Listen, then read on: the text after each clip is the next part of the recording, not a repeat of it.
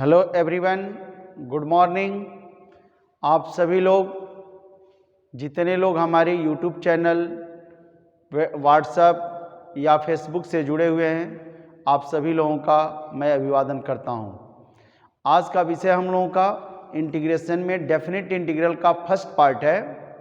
पहला लेसन है जिसमें फंडामेंटल प्रिंसिपल को बताया जाएगा कैसे डेफिनेट इंटीग्रल बना, और साथ ही साथ उसका मैं प्रूफ दूंगा और उसका फंडामेंटल रूल बताऊंगा कि कैसे डेफिनेट इंटीग्रल को आप सॉल्व करेंगे by limit of sum method. Method इसका होगा, देखिए चैप्टर का या एक लेसन का नेम है definite integral as the limit of a सम।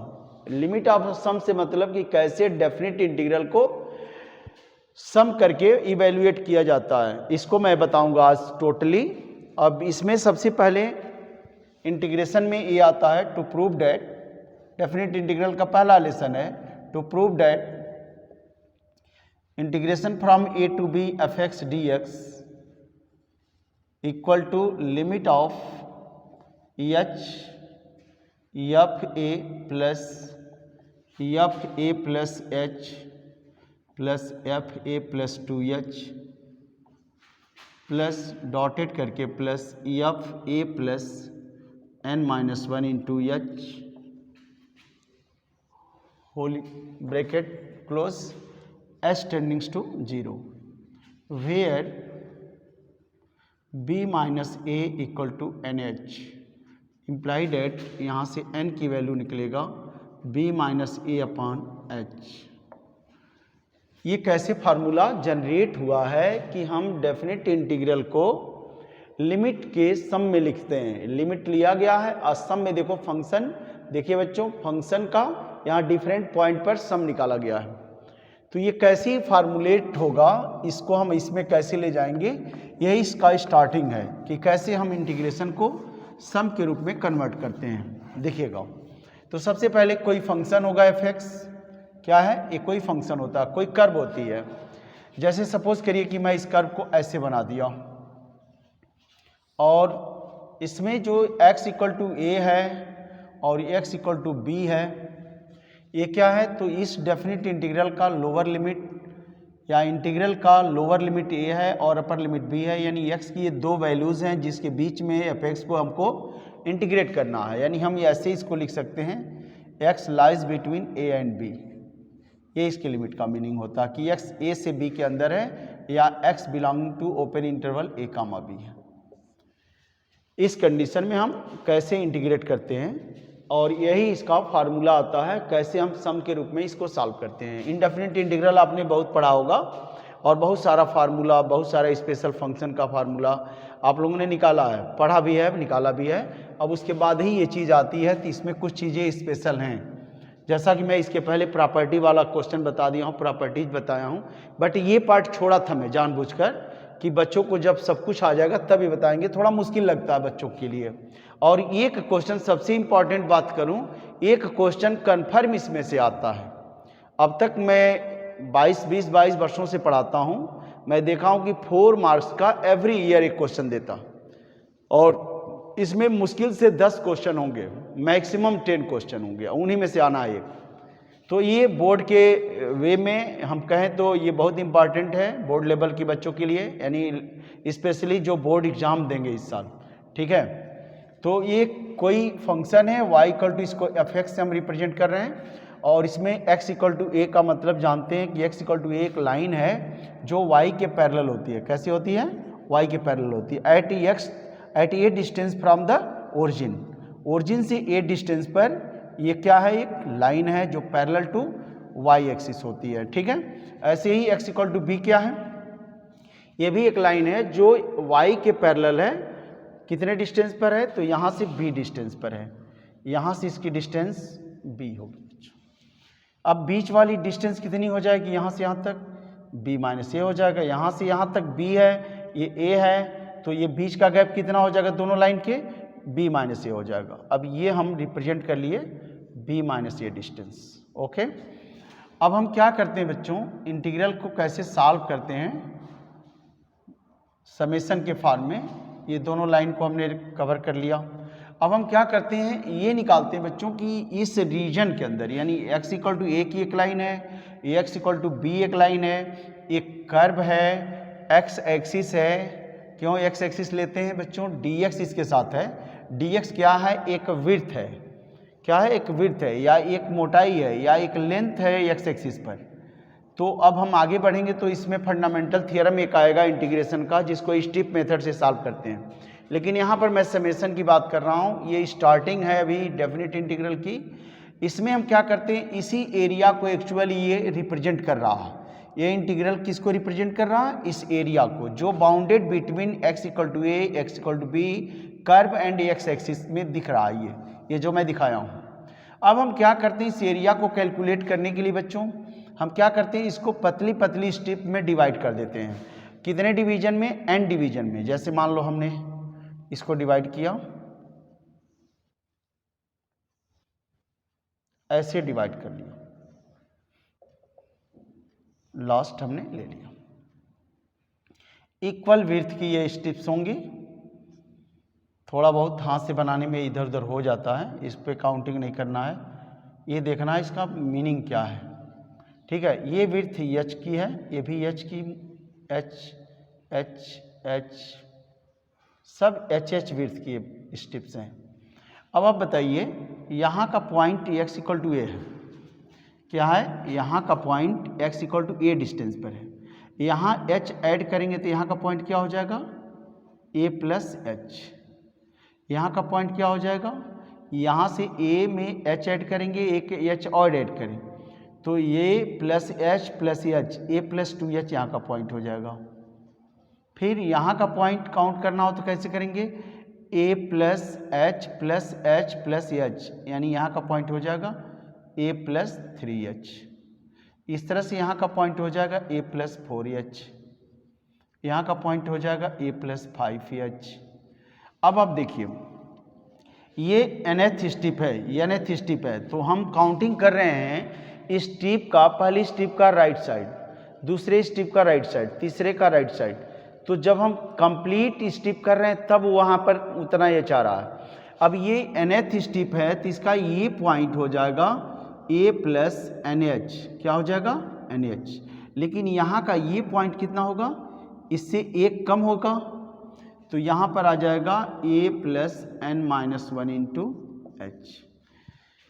अब आप काउंटिंग कैसे करेंगे, अब n स्टेप्स हैं, जितने नंबर ऑफ स्टेप्स हैं तो उस नंबर ऑफ स्टेप का कंप्लीट कहाँ हो रहा है, राइट वाले पोर्शन पे। तो राइट पोर्शन पे हम कंप्लीट कर रहे हैं स्टेप को, तो 1 2 3 4 5 6, यहाँ पर क्या हो जाएगा, n कंप्लीट होगा। इसके पहले कितना कंप्लीट होगा, n माइनस 1। तो इस लाइन का ये पॉइंट फुट, इस फुट का कोऑर्डिनेट होगा a plus n minus 1 into h, ये ध्यान दीजिएगा। यहाँ का पॉइंट होगा a प्लस NH। अब टोटल लेंथ कितना हो जाएगा, यदि n स्टेप्स इसके अंदर लिया हूं तो ये कितनी स्टेप्स हैं, n स्टेप्स हैं, n स्टेप्स। तो टोटल n स्टेप्स हैं, तो एक की मोटाई या एक की विड्थ h है, तो n की विड्थ कितनी हो जाएगी, NH हो जाएगी। 3 का निकालना हो तो क्या हो जाएगा, 3h हो जाएगा। n का निकालना होगा तो ये NH हो जाएगा, तो इसके इक्वल टू हो जाएगा NH, जो b माइनस ए ऑलरेडी कैलकुलेट करके रखा गया है। a से b के अंदर कितनी लेंथ है, तो b माइनस ए है, यह लेंथ NH की इक्वल हो जाएगी। ओके बच्चों, अब हम आगे बढ़ते हैं कि इनकी एरिया को हम कैसे कैलकुलेट करेंगे। ये देखने से रेक्टेंगुलर स्ट्रिप हैं, लेकिन थोड़ा थोड़ा सा इसमें दोष है, कमी है। अब उसको मैं बताऊंगा क्या कमी है इसमें, ठीक है। तो अब हम कैसे इसको कैलकुलेट करेंगे, इसकी एरिया पहले इस स्ट्रिप का ये वाला हिस्सा लेंगे, लेफ्ट वाली हाइट हम लेंगे, तो इस हाइट, इसकी हाइट कितनी होगी, ये y equal to f x है, तो ये लेंथ हमारा y होगा at x equal to a पर, तो ये लेंथ हो जाएगा एफ ए, यानी इस स्ट्रिप का लेफ्ट वाले पोर्शन का या लेफ्ट साइड वाले रीजन का लेंथ हो जाएगा एफ ए। ऐसे ही इसका कैसे निकालेंगे, तो इस स्ट्रिप का ये लेफ्ट है और इस स्ट्रिप का राइट है, तो राइट नहीं कैलकुलेट करना, किसको कैलकुलेट करना है, लेफ्ट को करना है, लेफ्ट वाला।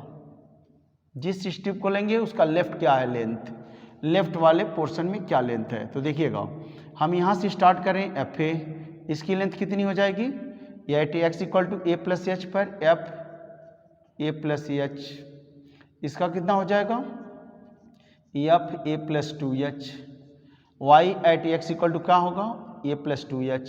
यहाँ से आप एक एक को हम बारी बारी से निकाल लेंगे। यदि हमको इसकी लेंथ निकालनी हो तो कितना हो जाएगा, ये किस पॉइंट पर है, at x equal to A plus N minus one into H, तो एफ ए plus N minus one into यहाँ एच आ जाएगा। तो चलिए अब देखते हैं एरिया इसका कैसे कैलकुलेट करेंगे। इसको हम पहले निकालेंगे, इसको थोड़ा शेडेड मैं कर रहा हूँ, देखिएगा अच्छे से।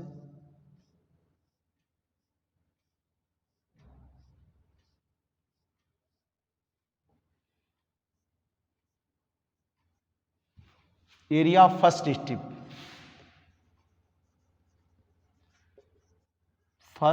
स्ट्रिप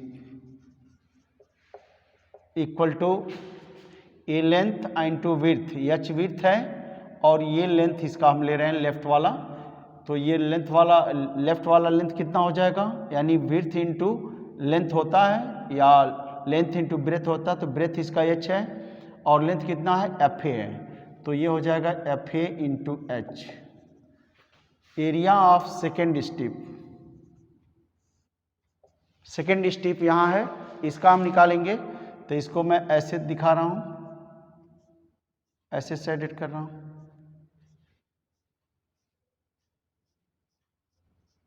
ये हो गया सेकेंड स्ट्रिप। तो इसका भी लेंथ हम लेफ्ट वाला लेंगे बच्चों, हर का यानी एक सीक्वेंस होता है, इस सबका लेफ्ट वाला ही लेंगे। इस स्ट्रिप की एरिया निकाला तो लेफ्ट वाला लिया, इसका निकालूंगा तो एक सीक्वेंस में लेफ्ट वाला लूंगा। तो यहाँ पर क्या हो जाएगा लेंथ एफ ए प्लस एच, तो एफ ए plus H into width H. ऐसे area of third strip F A plus 2h into H. Area of fourth strip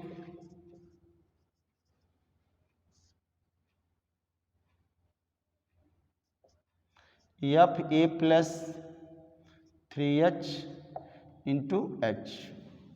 इस तरह से हम डॉटेड करते हुए लास्ट में पहुंचेंगे बच्चों, यहाँ पर nth स्ट्रिप के लिए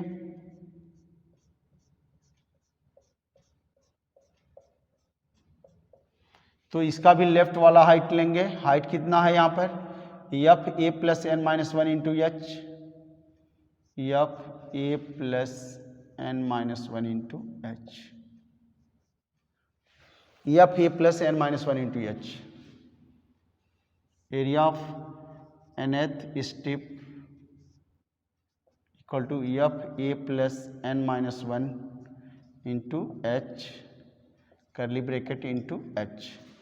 Therefore, area of total strip या sum of all areas, therefore sum of all areas equal to h into f a plus h into f a plus h plus h into f a plus 2h plus dotted करके h into f ए plus N minus one into h, ये हो जाएगा area. But इस area के अंदर कुछ कमी है। कमी क्या है बच्चों, ये पूरा इस इंटीग्रल जो ये बता रहा उतना नहीं है, ये जो हमने रीजन कैलकुलेट किया इसमें थोड़ी सी कमी है। क्या कमी है, जैसे हमने इधर वाली हाइट को लिया तो लेंथ इंटू ब्रेथ में हम जब निकालेंगे तो केवल इतना ही एरिया हमारा इंक्लूड हो पाएगा, ये बाकी बच गया। इसमें भी ऐसे ही, इसमें थोड़ा सा ये ट्रायंगुलर रीजन बच गया, इसमें भी ऐसे ही कुछ रीजन हमारा बच जाएगा। तो बच्चों इस तरह से हम देखेंगे कि इसमें क्या होगा, ये हाइट बढ़ गई, इसमें यहाँ पर देख सकते हैं आप, यहाँ पर एक्स्ट्रा हो गया। तो जो थोड़ा सा कम या ज़्यादा डिफरेंसेस हैं उनको हम कैसे डिलीट करेंगे, तो मैथमेटिशियनों के दिमाग में ये बहुत बड़ी बात आ गई, ये बहुत बड़ा प्रॉब्लम बना हुआ था। तो इसको कैसे समाप्त किया जा सकता है, तो समाप्त करने के लिए इसमें एक दिमाग लगाया गया क्या, कि यदि स्ट्रिप की विड्थ हम कम से कम कर दें, इतना कम कर दें कि ये जो रीजन दिख रहा है ये बहुत कम हो जाए, बहुत माइन्यूट हो जाए, तो शायद ये जो कमी है, जो डिफरेंस ऑफ एरिया है, ये ना रह जाए। तो उसके लिए क्या किया गया कि इसकी मोटाई को बहुत कम किया गया, इतना कम कर दिया गया कि बस वो दिखा, ये दिमाग में बैठे कि बस वो मोटाई है, बट आंख से ना दिखे कि हाँ इन दोनों स्ट्रिप के दोनों माने दोनों साइड में कोई फर्क है, दोनों सेम हाइट की हो जाएंगी। यानी यदि हम इसको कम करते करते यदि गैप जीरो कर दें, जीरो की तरफ टेंड कराएं, तो ये गैप जो दिख रहा है ये बिल्कुल जीरो के बराबर हो जाएगा। तो इसी कंडीशन को लगाकर जब हम कंडीशन लगाते हैं कि when n tends to infinite, मतलब ये नंबर ऑफ स्ट्रिप को इनफाइनाइट कर दिया जाए, एक रीजन के अंदर, एक फिक्स रीजन के अंदर, एक फिक्स इंटरवल के अंदर इनफाइनाइट नंबर ऑफ स्ट्रिप्स को आप कैसे दिखाएंगे? तो उसको बस मैथमेटिकली दिखाएंगे, उसको अपने हाथ से या अपने किसी इंस्ट्रूमेंट से नहीं दिखा सकते हैं। एक मैथमेटिकल बस थिंकिंग होगी यहाँ पर कि हाँ इसके अंदर नंबर ऑफ स्ट्रिप्स आएंगी। कब आएंगी? तो जब ये विड्थ बिल्कुल कम हो जाएगी, यानी जीरो की तरफ टेंड करेगी। यही सोच इस पूरे को सही कर दिया, और वो क्या है ये मैं आपको बताने जा रहा हूँ, इसको ठीक से देखिएगा। Therefore integral from a to b fx dx means exact area equal to limit of, जब हम h जीरो करेंगे तो इसमें क्या कंडीशन अराइज होगा जरा देखिएगा। यहाँ पर h b minus A equal to आपके पास है बच्चों NH, तो यहाँ से h की value b minus A upon n होगा। ये बताइए ये कब जीरो की तरफ जाएगा? जब ये इन्फाइनाइट होगा। तो यहाँ पर कंडीशन हम अब यूज़ करते हैं when n tends to infinite then h tends to zero. यानी हम क्या करें, हम नंबर ऑफ स्ट्रिप्स को इतना ज़्यादा बना दें, इतना घना हो जाए कि उसके बीच की जो गैप है वह एग्जैक्ट तो जीरो हम नहीं कर सकते, लेकिन जीरो की तरफ टेंड करने लगे। उस केस में जो ये कमी है, जो एरिया यहाँ पर एक्सक्लूडेड कर रहे हैं या छोड़ रहे हैं, वो चीज़ उसके अंदर नहीं रह जाएगा, वो जीरो हो जाएगा। उस कंडीशन में ये एरिया जीरो हो जाती है, जो ट्रायंगुलर एरिया देख रहे हैं आप। अब आएगी कंडीशन, अब इस इंटीग्रल की वैल्यू को हम लिखने जा रहे हैं लिमिट ऑफ h कॉमन ले लें इसमें से, सब में से h कॉमन हो गया, और ये हो गया F A plus F A plus H plus F A plus 2h plus dotted करके प्लस एफ लास्ट वाला number F A plus n minus 1 into h. ये ए पी जैसा एक सीरीज समझिए है, एपी में होता है ना जनरल टर्म वाला formula A plus N minus 1 into D, वही समझिएगा कि ये लास्ट है nth टर्म है उसका। अब यहाँ से स्क्वायर ब्रैकेट में क्लोज करिए और limit s tends to zero, यहाँ पर इम्प्लाई करके या छोड़कर कामा लगाकर वेयर करके लिखिएगा b minus A equal to NH, यहाँ से h की वैल्यू आएगा b minus A upon n, यहाँ when n tends to infinity लिखिएगा, then s tends to zero. Okay बच्चों, तो फार्मूला आपका बन के ये देखिए तैयार हो गया, इसके बराबर ये हो गया। देयरफॉर वी हैव, ऊपर से हम हटा देते हैं 2 लाइन, या चलिए वही लाइन हमको लिखना है। देयरफॉर वी हैव इतना इक्वल टू, यही लाइन हो जाएगी, देयरफॉर इतना equal to limit of h, और ये चीज़ पूरा फाइनली आप लिख लेंगे। ये आपका फार्मूला हो गया। अब इस पे कैसे क्वेश्चन लगते हैं ये आपको मैं सिखाना चाहता हूँ, एक केवल एग्जांपल देकर। तो बहुत आज फेयर लेक्चर है ये, आप लोग अच्छे से इसको पढ़ेंगे, और बुक में बहुत सारी चीज़ों को लिखा है, उस पर नहीं जाएंगे, जो मैं बताया हूँ इसको समझना है। बाकी कुछ चीज़ें इसमें है नहीं, बस स्ट्रिप में बांट कर इसको आप पूरी एरिया को ऐड करते हैं या सम करते हैं, इसीलिए इसका नाम पड़ा है लिमिट ऑफ अ सम। ठीक है बच्चों, तो मैं इसमें एक एग्जाम्पल आपको बता देना चाहता हूँ, छोटा सा एग्जाम्पल, जिससे आपका थोड़ा सा पता चल जाए एप्लीकेशन इसका कैसे यूज़ करेंगे। ये फार्मूला आपके सामने रहेगा, और मैं छोटा सा एक एग्जाम्पल ले रहा हूँ, देखिएगा।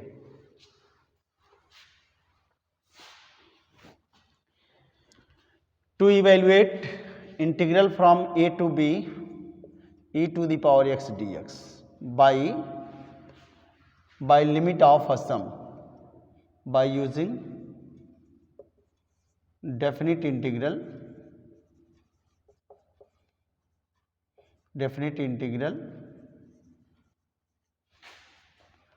as the limit of a sum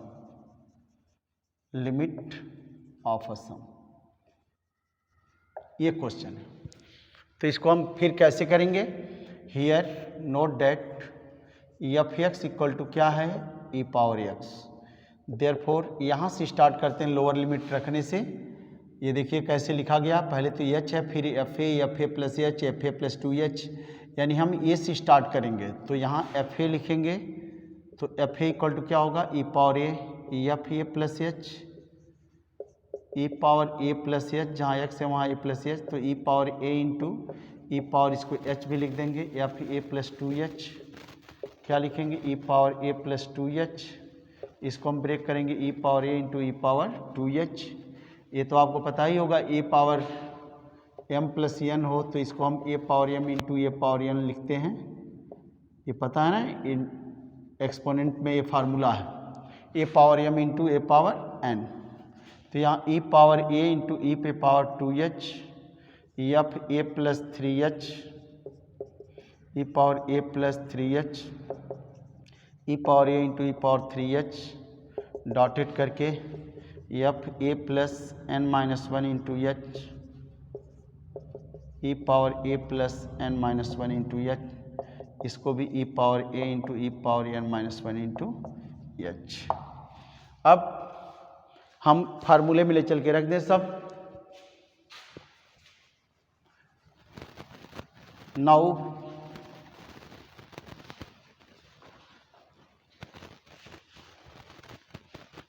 integral 0 to a to b F integral a to b e to the power x dx equal limit h s tends to 0 under bracket F A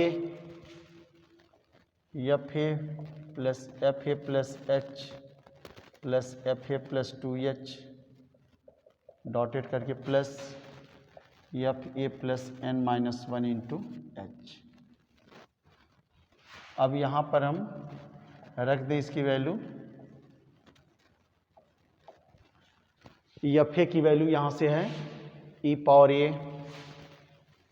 plus E power A plus H, E power A plus 2h, dotted करके E power A plus n minus 1 into H,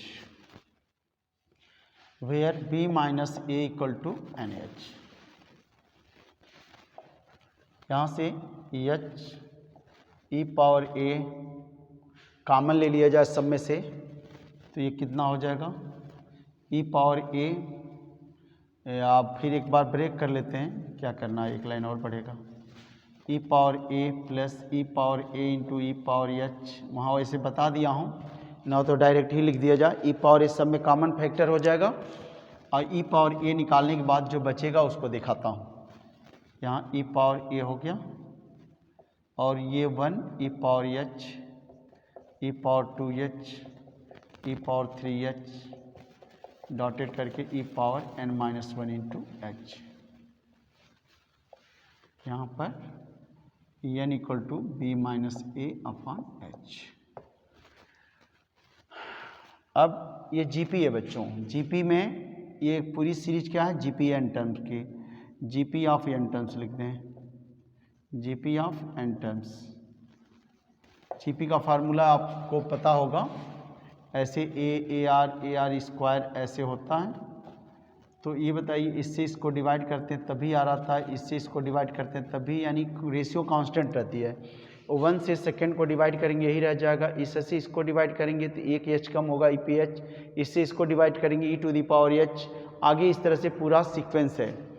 तो इसका सम क्या होता है? इसका sum होता है A into R power N minus 1 upon are minus 1। Number of term का ध्यान देना है कि एन टर्म है, तो यहाँ से लेकर यहाँ तक एन टर्म्स हैं। तो एच ई पावर ए, और इसमें आता फार्मूला ए माने 1, आर का मतलब इससे इसको डिवाइड करेंगे रेशियो ई पावर एच आएगा, over power N minus 1 upon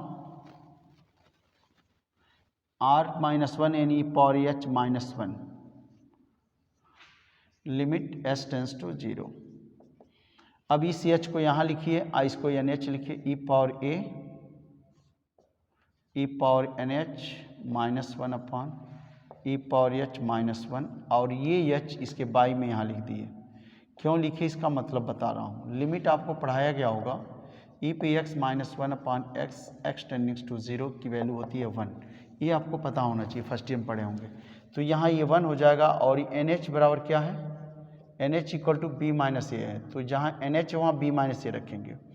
तो ये लिमिट अब आगे हमारी समाप्त होने जा रही है। जहाँ NH है वहाँ b माइनस ए, ई पावर यहाँ b माइनस ए -1 और इसकी वैल्यू क्या हो जाएगी 1 यहाँ से। तो ये अब अंदर मल्टीप्लाई करेंगे तो पावर को ऐड करते हैं तो ये कैंसिल होगा, ई पावर b माइनस इसका यहाँ मल्टीप्लाई करेंगे ई पावर ए आएगा। ये आपका आंसर हो जाएगा बच्चों। तो इसका एक सिंपल एग्जाम्पल है।